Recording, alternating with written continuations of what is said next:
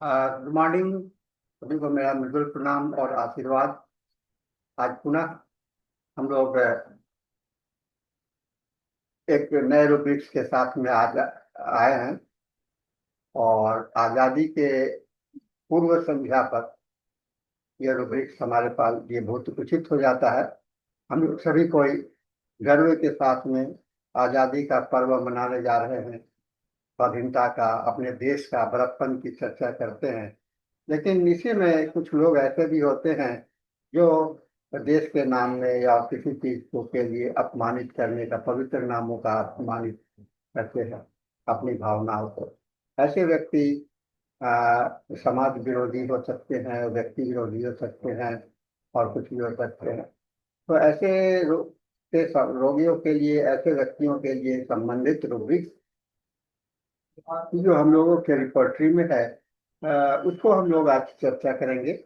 और यह ब्लास्फेमी के नाम से समझा गया है।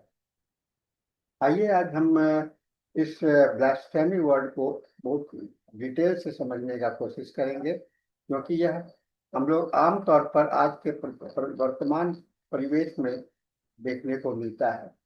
ब्लास्फेमी एक ग्रीक शब्द है जो दो शब्दों से मिलकर के बना है।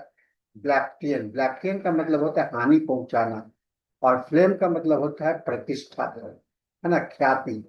और इसलिए इसका शाब्दिक अर्थ हो गया पवित्र या पूजनीय वस्तु व्यक्ति की प्रतिष्ठा को हानि पहुंचाना। और रुब्रिक के दृष्टि से धार्मिक, आध्यात्मिक या पवित्र माने जाने वाले व्यक्तियों, देवी देवताओं, शास्त्रों, पूजा पद्धति, धार्मिक प्रतीकों आदि के प्रति, देश के प्रति जानबूझकर अपमानजनक, तिरस्कारपूर्ण या उपहासपूर्ण व्यवहार या भाषण करना। यह केवल अविश्वास नहीं है, बल्कि एक सक्रिय मौखिक और या व्यवहारिक आक्रमण है जो तीव्र भावनात्मक तीव्रता से बड़ा होता है। इसके मुख्य मानसिक विशेषता ब्लास्फेमी के पीछे रोगी के मानसिक अवस्था पर निर्भर करता है ना। मानसिक अवस्था अगर आत्म संयम, नियंत्रण का अभाव होगा, अति आत्मविश्वासी होगा और विद्रोही होगा, तो यह भीड़ में जोर जोर से भगवान का उपवास करेगा और स्वयं को भगवान से अपने आप को बड़ा बताता है। और डिलीरियम या भ्रम की अवस्था में भी ऐसा होता है।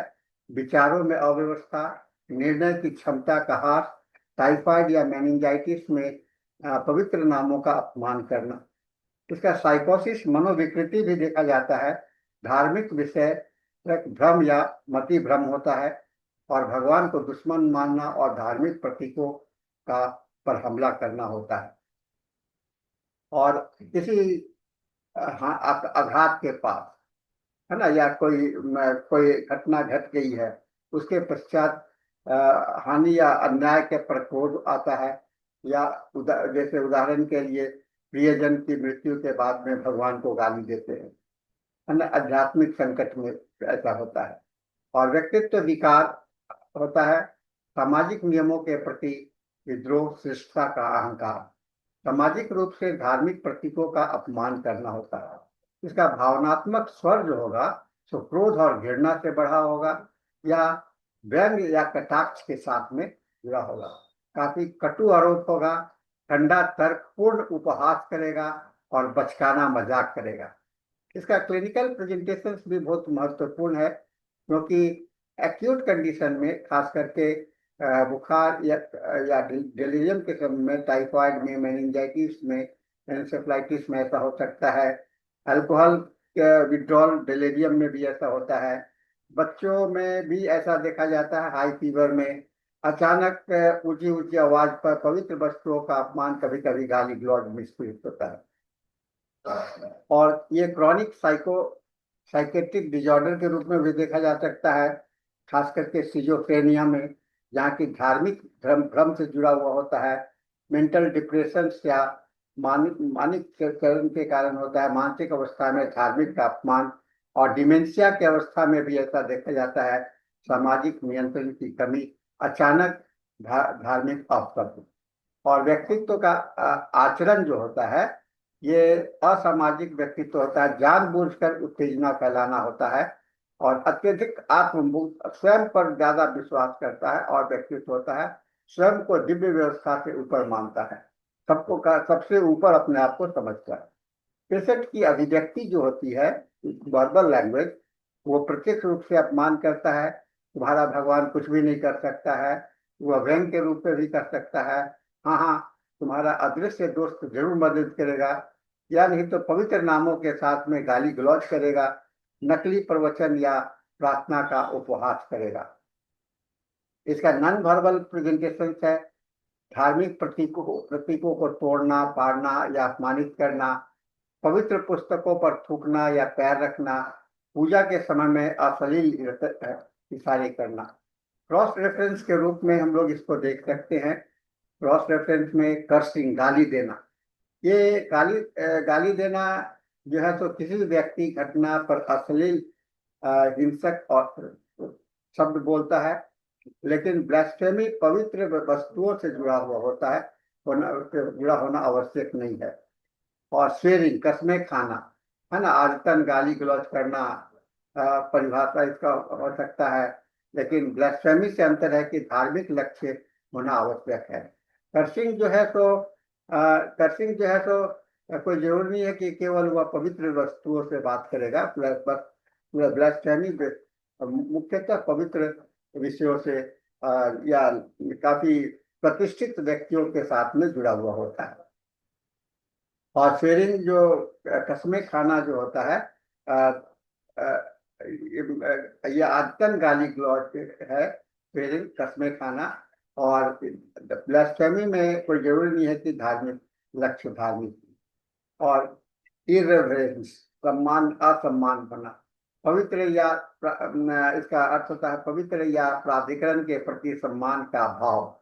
और ब्लास्फेमी में जो है तो निष्क्रिय और सक्रिय अपमान होता है, मॉकिंग, उपहास करना, ये किसी भी का विषय पर मजाक करता है, लेकिन ब्लास्फेमी जो होता है हमेशा धार्मिक विषय नहीं होता है।